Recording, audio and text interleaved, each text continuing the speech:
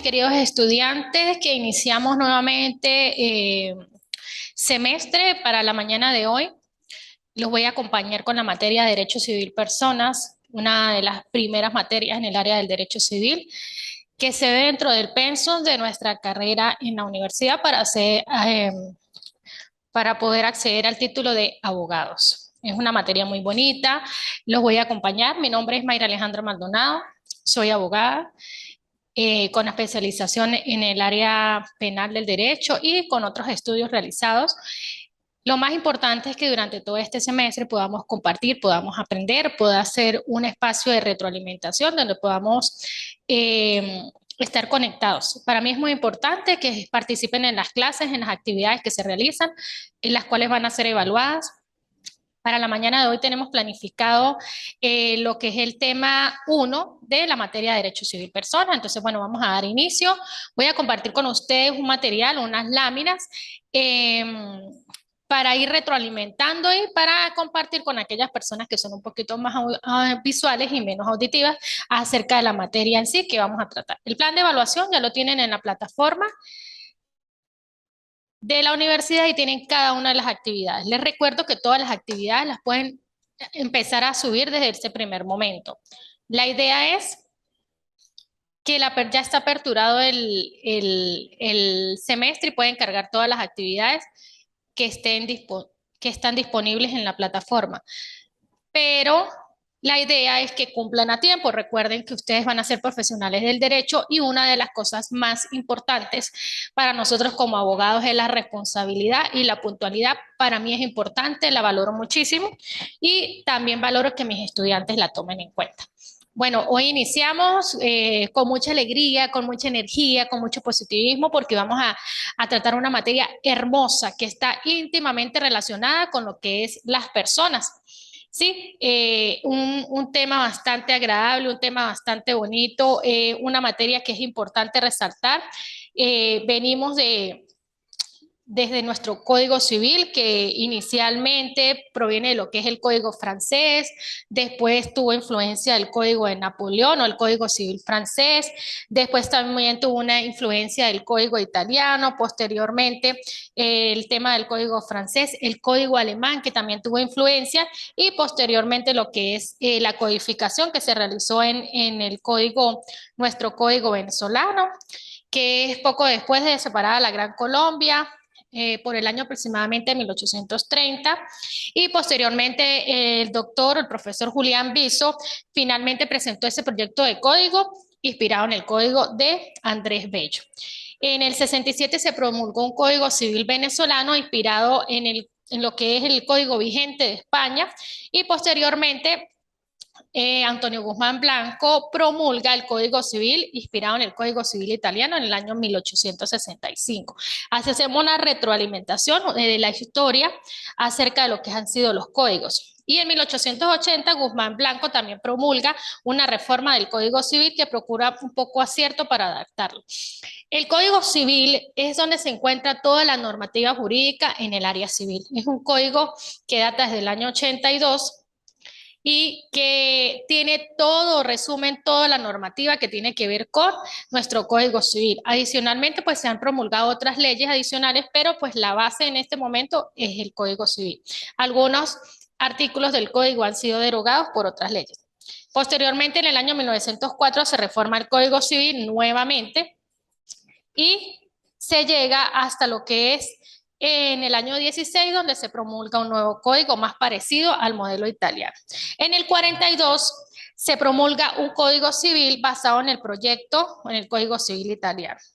Y después se da lo que es el código del año 82, que es el código que está vigente hasta actualmente, hasta nuestra época, pues el código que tenemos vigente en estos momentos. El código vigente tiene un título preliminar, donde están las reglas generales para la aplicación. Desde el artículo 15 en adelante se inicia el título 1 del libro primero del Código Civil, que es referido a las personas, que es lo que básicamente vamos a tocar hoy. A partir del artículo 525 se inicia el libro segundo, que se denomina de los bienes, la propiedad y sus modificaciones. En el tercer libro, de las maneras de adquirir y transmitir la propiedad, y los demás derechos, y comienza a partir del 769 y termina en el 1987. Del artículo 1988 al 1993 contiene disposiciones transitorias.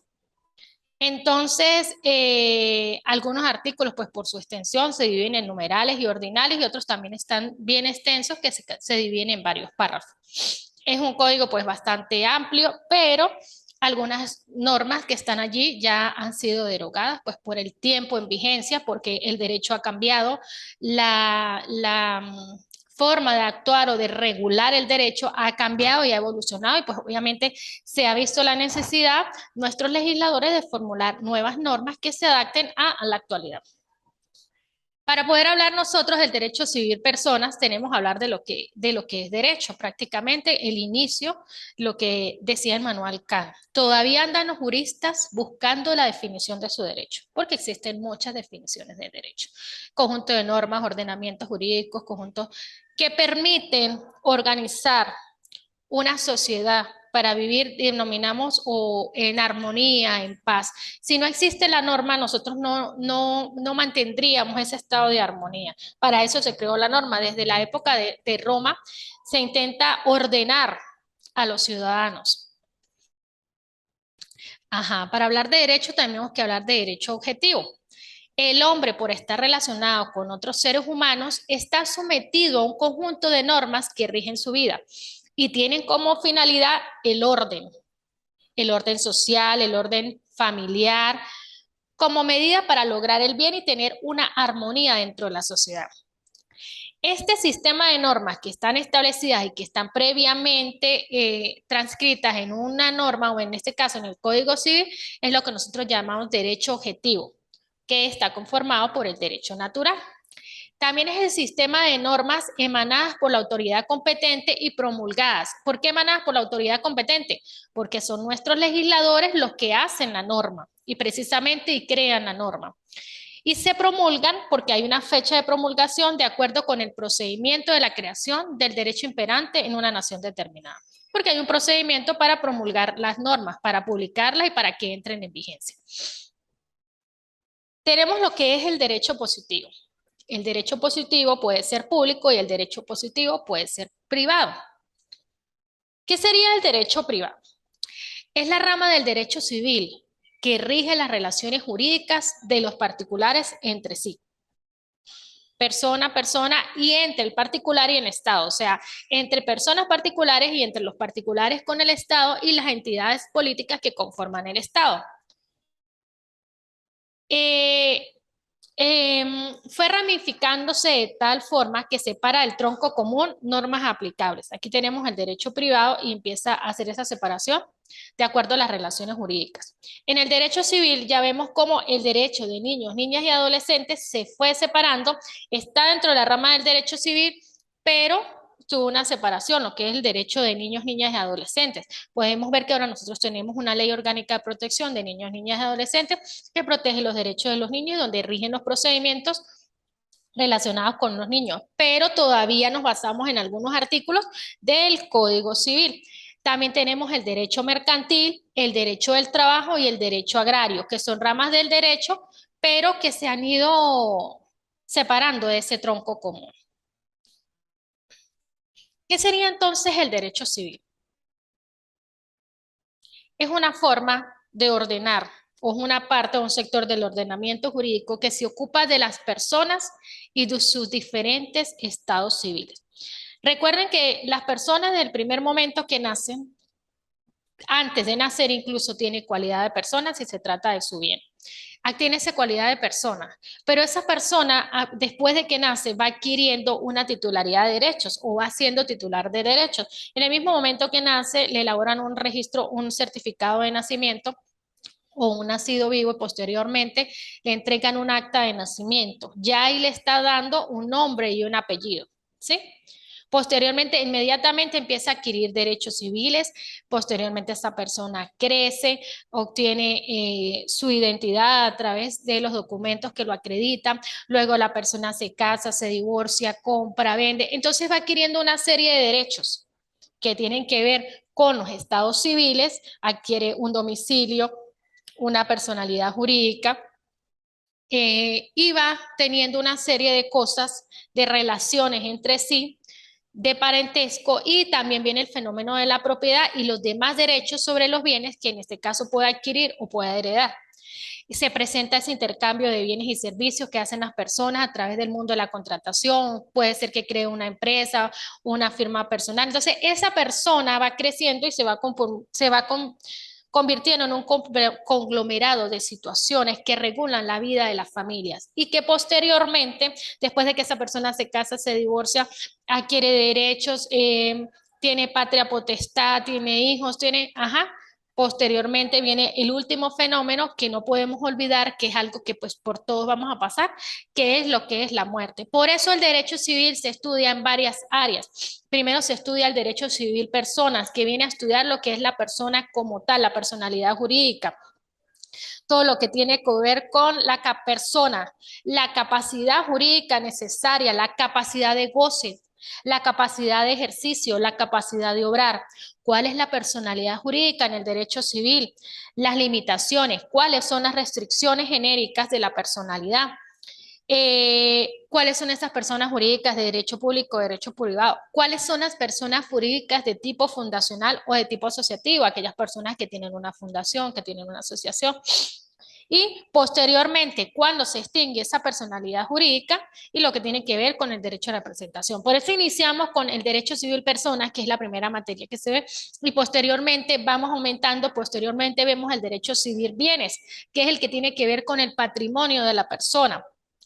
Sí, lo que tiene que ver con las obligaciones, bienes, y posteriormente vemos derecho civil 3, bueno, en este caso sería de acuerdo al pensum de la universidad, obligaciones. Después de que se ven las obligaciones, se ven la parte de los contratos, sí, que es el derecho civil contratos, donde se regula todo lo que es las relaciones entre las personas entre sí, a través de la cantidad de negocios o situaciones jurídicas que se presentan a lo largo de su vida.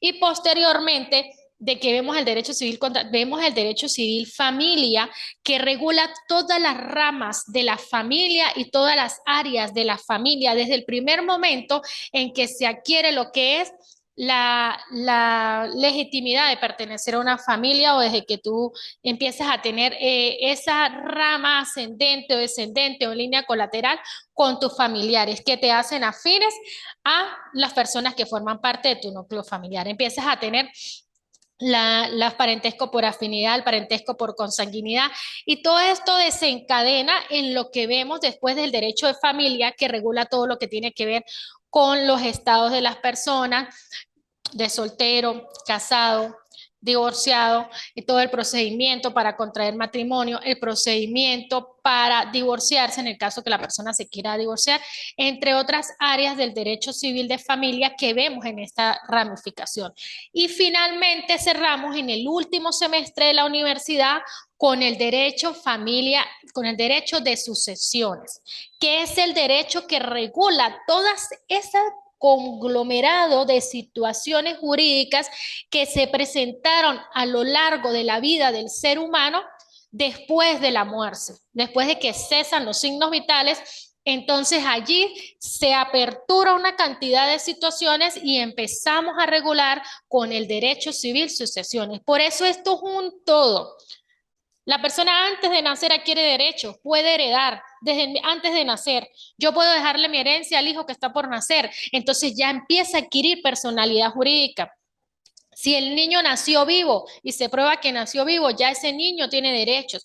Entonces empieza ese conglomerado de lo que es la regulación del derecho civil en el marco de la vida de las personas. Y por eso es que el derecho civil es tan importante, porque forma íntimamente parte de lo que es el derecho de las personas. Hoy en día vemos que hay otras normas que se ajustan y que con las que nosotros trabajamos en el derecho civil o en el derecho de familia, como es el Código de Procedimiento Civil, que es el que regula todas las relaciones o los procedimientos. También tenemos lo que tiene que ver con la Ley Orgánica de Registro Civil, que es la que regula todo lo que tiene que ver con nacimientos, actas de defunción, matrimonios, uniones estables de hecho. Y todas estas, y la muerte, lo que es las actas de defunción. Entonces vemos cómo vienen las normas a compenetrar la ley de identidad y ciudadanía. O sea, viene una cantidad de normas que vienen a completar ese derecho civil. Asimismo, también la jurisprudencia y las normas establecidas en Venezuela y todas esas opiniones de nuestros juristas a través de las sentencias del más alto tribunal de la República que nos dan ese basamento jurídico. Entonces podemos entender que ese derecho civil es esa parte del derecho privado que se aplica por igual a todas las cosas, relaciones y personas particulares o que forman parte del Estado pero que bueno, constituida por un tronco común. Entonces vienen todas esas ramas especiales. Derecho civil personas, uno, derecho civil bienes, derecho civil obligaciones, derecho civil contratos, derecho civil familia y cerramos con el derecho civil sucesiones o a veces también en algunos pensos de algunas universidades se ve el derecho civil familia y sucesiones. Entonces vemos cómo esta cantidad de materias que ustedes dirán, bueno, pero son demasiado extensas y me disculpan porque en los planes, en los programas de presentación de actividades, la materia es muy intensa. Ustedes dirán, bueno, pero ¿por qué la profesora? Porque yo no puedo obviar ningún punto. Todos los puntos son importantes. Estamos hablando del derecho civil de las personas y todos los puntos son necesarios e importantes. Por eso no lo puedo obviar, por eso no lo puedo eliminar, porque eso forma parte de la formación de ustedes como profesionales en el área del derecho. Ahorita está muy de moda el tema de lo que es la identidad de las personas, donde encontramos que hay muchas irregularidades en los documentos y no sabemos cómo hacerlo. ¿A dónde me dirijo cuando necesito hacer una corrección? Incluso algo muy sencillo como un acta de nacimiento. Entonces tenemos que ese derecho civil también tiene unas fuentes directas y unas fuentes indirectas. ¿Qué es la fuente? Lo que brota, lo que emana, lo que aflora, lo que sobresale. Esa es la fuente, que serían las formas o manifestaciones de los órganos facultados para crearlo. Es decir, los instrumentos de que se valen los órganos del Estado para dictar normas jurídicas generales que regulen las relaciones entre los particulares o entre los particulares y particulares o particulares y Estado. La fuente directa de la ley, de la norma del derecho civil, es la ley. Es la única fuente directa del derecho civil venezolano. Nosotros no podemos aplicar una norma que no esté transcrita o que no esté establecida en nuestro Estado venezolano. ¿Sí? Y esto no lo dice o no lo establece el artículo 4 del Código Civil. A la ley debe atribuírsele el sentido que aparece evidente del significado propio de las palabras, según la conexión de ellas entre sí y la intención del legislador. Por eso a veces decimos, bueno, hace falta que a través de una sentencia, a veces cuando tenemos una norma que queda un poquito ambigua o que queda un poco amplia, entonces a veces necesitamos que haya una manifestación o que a través de una sentencia del Tribunal Supremo de Justicia nos aclaren ciertos puntos que pudiesen quedar en algún momento en ambigüedad dentro de alguna norma en especial. Bueno, entonces ya sabemos que la ley es la única fuente del derecho. También en el Código Civil venezolano, en nuestro artículo 7, encontramos que las leyes no pueden derogarse sino por otras leyes. O sea, solo si existe una norma que deroga, deja de tener efecto algún artículo como tal.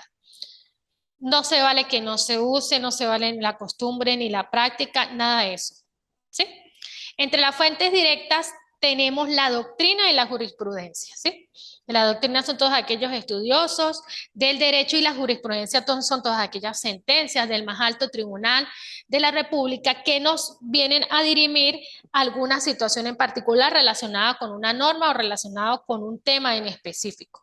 Cuando el tribunal se manifiesta en cuanto a una norma y lo vemos a través de la sentencia. En nuestro país es muy común ver las manifestaciones del Tribunal Supremo de Justicia a través de sentencias. Por allí van a tener varias sentencias que les coloqué allí para que se tuvieran para el estudio. Tienen una del 15 de marzo de la ponente Bárbara Gabriela César Ciero de la Sala Político-Administrativa. Tienen una sentencia, la 00558, de la ponente María Carolina Amelia Villarruel, de la magistrada, que es la que tiene que ver con el tema de las actas de nacimiento, la nulidad de las actas de nacimiento. Ustedes saben que es muy común en estos momentos que tenemos situaciones de migración y las personas tratan de ordenar sus documentos para tratar de obtener otras nacionalidades o tratar de poder organizar el tema de sus documentos. Se presenta siempre la situación porque cuando vamos, o era una costumbre en la zona de frontera que las personas eran registradas en ambos países. Esto hace que las personas tengan problemas en cuanto a sus documentos de identidad y que colinden, porque tú puedes tener dos nacionalidades, lo que no puedes haber nacido en dos países. Entonces vienes a buscar esa solución jurídica y dices, oye, la encuentro allá o la encuentro aquí, ¿cómo hago? Bueno, esa sentencia nos habla de una nulidad de un registro de nacimiento que estaba asentado en ambos países, o sea, esa persona había nacido supuestamente en Venezuela y en Colombia. Y también esa sentencia nos abre paso, nos abre compás para que a través de las oficinas nacionales de registro civil se puedan proceder a las anulaciones o a las rectificaciones de las actas de nacimiento. Allí te explica cuándo se hace la rectificación, dónde se hace esa nulidad, por qué se le da competencia a la Oficina Nacional de Registro Civil. Y es que precisamente yo siempre, y lo hablo con mis colegas, no se le puede dejar todo al tribunal. Hay cosas y para eso se creó la Ley Orgánica de Registro Civil, para solucionar todos los temas relacionados con la parte de los documentos de identidad de las personas. Entonces, también tenemos por allí la sentencia 130332 del 30 de abril del 2014. Es importante que lean sentencias, es importante que lean doctrina, porque solamente así ustedes van a poder tener el vocabulario y para expresarse.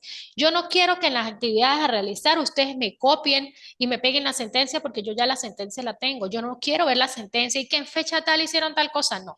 Yo quiero que ustedes internalicen la sentencia, la revisen, revisen el derecho comparado, revisen el por qué ocurrieron estas situaciones jurídicamente, por qué pasaba, qué era lo que pasaba, que no permitía, un ejemplo, que las personas tuviesen doble nacionalidad, porque no era permitido. Las constituciones del 91 colombiana y nuestra constitución, la constitución del 61 y la constitución anterior colombiana no permitían la doble nacionalidad. Esto hacía que las personas tuviesen que renunciar a otra nacionalidad para poder obtener la venezolana. Entonces, bueno, una cantidad de circunstancias que se presentaban para el momento, pero que son solucionables y para eso estamos los profesionales del derecho, para solucionarle los problemas a las personas. Entonces, para que ustedes vean que desde la misma acto de nacimiento ya hay personas que tienen cierta situación que va afectando al tronco común, a la familia, porque en el momento de que la persona tenga un problema en cuanto a su identidad, va a tener problemas para pasarle la nacionalidad a los hijos,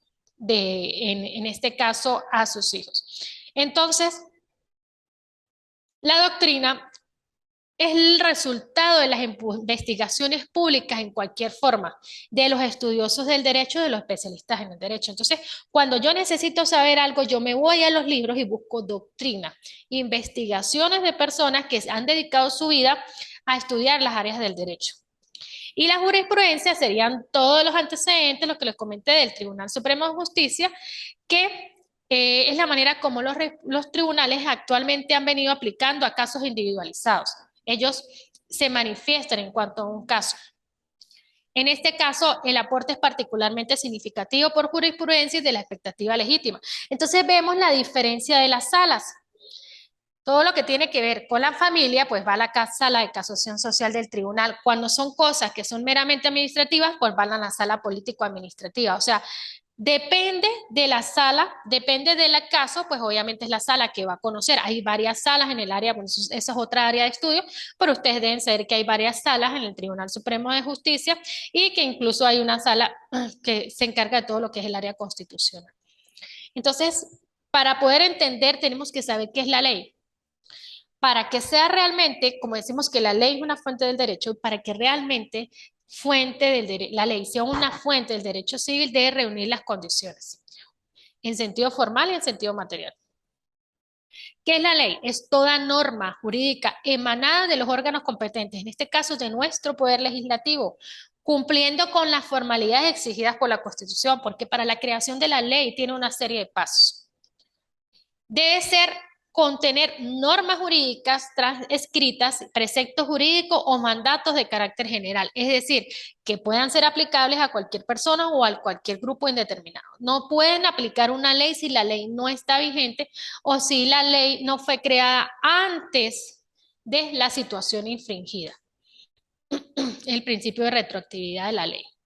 La vigencia y la obligatoriedad de la ley. El Código Civil se encarga de delimitar la vigencia y obligatoriedad de la ley. En el artículo 1 nos dice, el Código Civil La ley es obligatoria desde su publicación en la Gaceta Oficial y desde la fecha posterior que ella misma indique. Y el artículo 3 de la ley no tiene efecto retroactivo. O sea, yo no puedo aplicar, si en estos momentos hay un caso en estos momentos, yo no puedo aplicar una ley que haya sido, que entre en vigencia mañana. No puede ser aplicado. El principio de retroactividad de la ley pretende garantizar la seguridad jurídica, especialmente en materia penal, de una norma que beneficie al reo y se aplicará a esta de manera retroactiva. Vigencia territorial. El artículo 8 del Código Civil nos habla de lo que es la vigencia territorial de la ley. Entonces, ¿qué sería un código? Como estamos hablando de norma, estamos hablando de ley, caemos en lo que es el código. Decimos que nosotros tenemos un código civil que data desde el año 82 y que aún está vigente y que tiene algunas normas que han sido derogadas y hay otras normas que aún están vigentes. El código es un conjunto sistemático y ordenado de normas de una determinada rama jurídica. En este caso, el Código Civil es de la rama del derecho civil, que en un momento dado rige en un país. Y que en nuestro país el Código Civil viene del Código Civil francés, alemán, bueno, eso ya se lo expliqué hace rato, que en el 82, el Código es del 42 y se modificó parcialmente en el año 82, por lo tanto, el derecho civil ha evolucionado. Después de la entrada en vigencia de la Constitución del año 99, se crearon otra serie de leyes que han venido derogando algunas normas en nuestro Código Civil, algunas leyes especiales. Ahí tienen las leyes. Y podemos ver que ese derecho civil personas organiza, regula toda esta cantidad de situaciones que vienen dadas. Y por eso es importante saber que en la actualidad el término persona proviene de la palabra latina personare, que significa sonar fuerte y resonar. Y de la palabra etrusca persu, que se definía o hacía referencia a la máscara de teatro. Desde el punto de vista del derecho, persona es el sujeto apto para ser titular de derechos y deberes jurídicos. La persona es todo ente que tiene actitud para figurar como sujeto activo del derecho o pasivo del obligado en una relación jurídica. En el derecho romano no todos los hombres eran considerados personas. Estaban los esclavos, estaban las personas que no eran consideradas personas. Posteriormente el derecho evolucionó y llegó hasta lo que es nuestros días actualmente. Para hablar de persona también tenemos que hablar de personalidad jurídica y podemos decir que la personalidad jurídica es la posibilidad, o sea, es esa expectativa de ser el titular de esos derechos y de esos deberes. También tenemos lo que es persona y personalidad. Persona es quien es reconocido por el derecho como apto para ser titular de derechos y de deberes, de manera que el ente individual o colectivo con personalidad jurídica en consecuencia presupone la existencia de la otra. Es persona porque se tiene personalidad jurídica y se tiene personalidad jurídica porque se es persona. Por lo menos, los objetos no son considerados personas, o sea, no tienen personalidad. Persona y capacidad jurídica. Teniendo la personalidad, la persona será titular de unos u otros derechos y deberes dentro del ámbito jurídico, de manera que puede tener en mayor o en menor medida esa capacidad. Esa persona puede tener o no capacidad jurídica, de acuerdo a su condición. Una persona podrá carecer de capacidad o tenerla muy limitada y no por ello dejar de ser persona.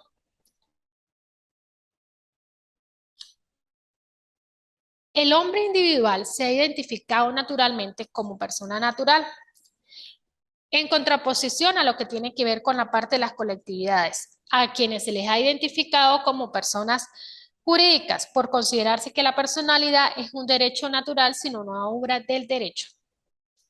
El artículo 19 señala que son personas jurídicas y por lo tanto capaces de obligaciones y derechos. Entonces ahí vemos la división de las personas naturales y personas jurídicas.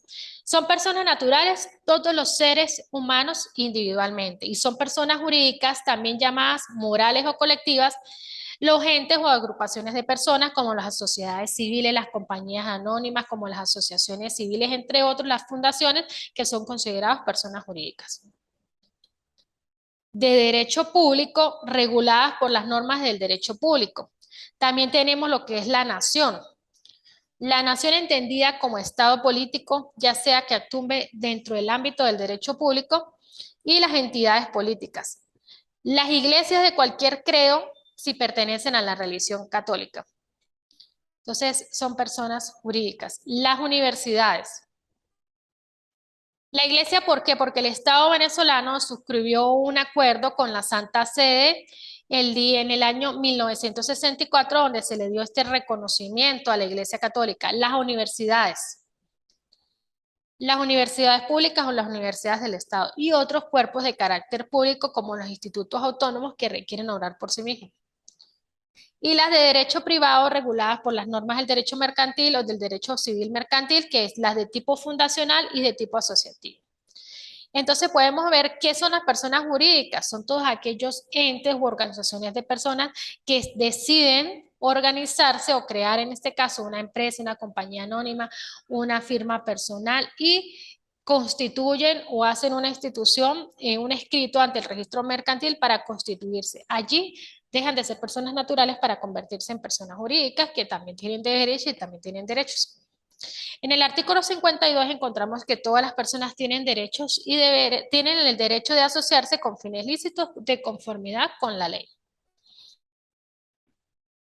Eh, ¿Qué más vemos por aquí dentro del penso?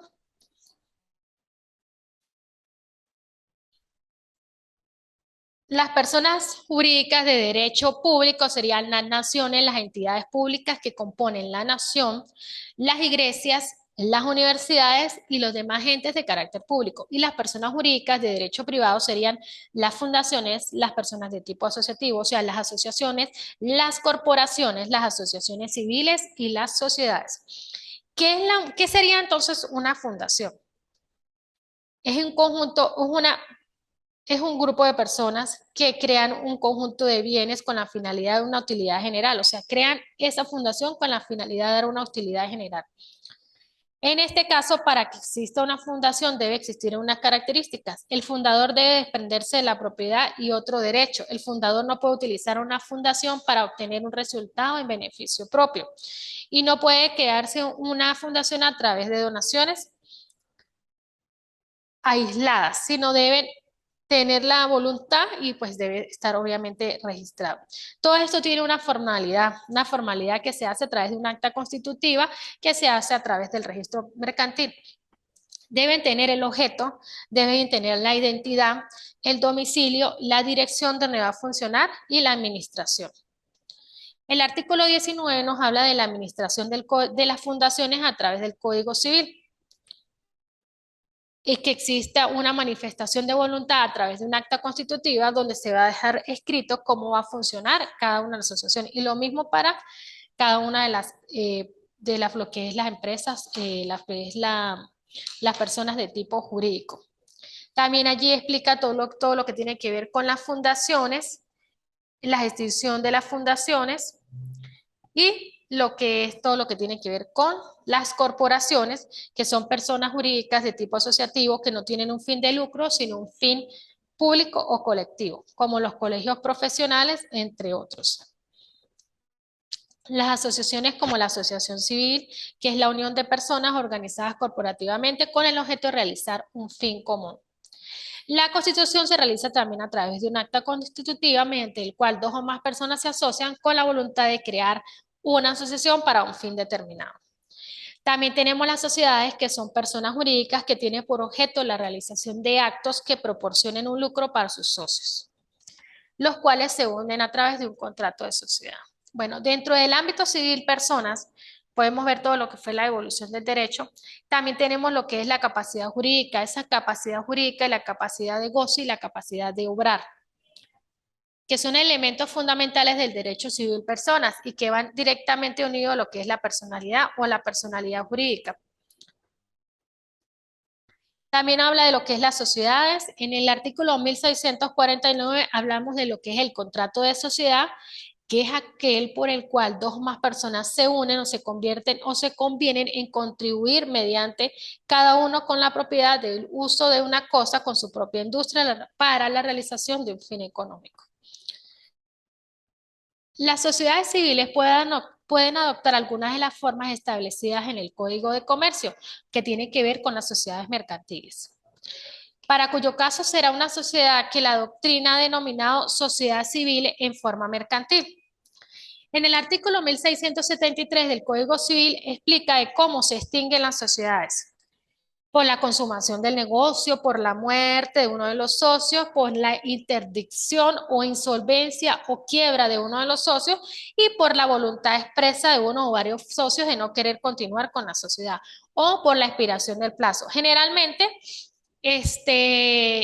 en la Constitución, en el acta constitutiva, se deja ver cuáles serían en uno de los encabezados, de los numerales, de cuáles serían las formas en las que se puede extinguir, pero se puede extinguir de acuerdo a nuestro código, por la voluntad expresa, por la interdicción o por la muerte de alguno de los. Así no esté en el acta constitutiva como tal, se puede extinguir, porque para eso también tenemos en vigencia el Código de Comercio, que nos habla de la extinción de las sociedades como están.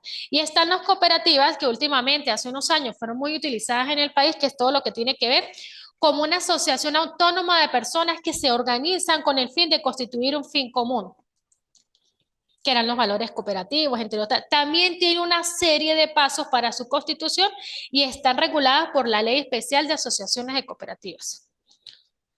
Entonces podemos ver cómo ese conglomerado de personas jurídicas que son reguladas por el Código de Comercio, por nuestro Código Civil, y que vienen a constituirse dentro del registro mercantil. Dentro del registro mercantil reposa los folios, los tomos y los años donde están insertos cada una de las personas jurídicas de tipo, cada una de las personas jurídicas, y precisamente reposan los expedientes de cada una de las empresas que están constituidas como tal. Recuerden que cuando una persona hereda los activos y hereda los pasivos. En este caso, las cargas que pueda tener una comunidad, que pueda tener una empresa, que pueda tener una asociación, también son heredadas por las personas que en este caso, en algún momento determinado, si la persona fallece, pueda tomar en cuenta lo que es parte de sus bienes. La constitución de cualquier sociedad pues debe tener un nombre, debe tener domicilio, debe tener una ubicación, un objeto, para qué se realiza y cuál es para qué se constituye, para qué se crea, cuál es el fin. Obviamente, si es una compañía, pues va a tener su presidente, su vicepresidente, su comisario, y en los estatutos se van a establecer cada una de las pautas para la regulación y para el funcionamiento de esta empresa. También las personas jurídicas de tipo, personas de tipo jurídico pueden, en este caso, venderse, pues se trata de una empresa, la puedes vender, puedes ceder las acciones, puedes vender las acciones. Cada uno de estos pasos va a estar establecido en esos estatutos que inicialmente se van a aperturar. Entonces, tenemos las personas jurídicas naturales, las personas naturales y las personas jurídicas. Nos constituimos en personas jurídicas cuando a través del registro mercantil creamos una empresa, una asociación, una fundación, una compañía, una firma personal. Allí adquirimos titularidad jurídica.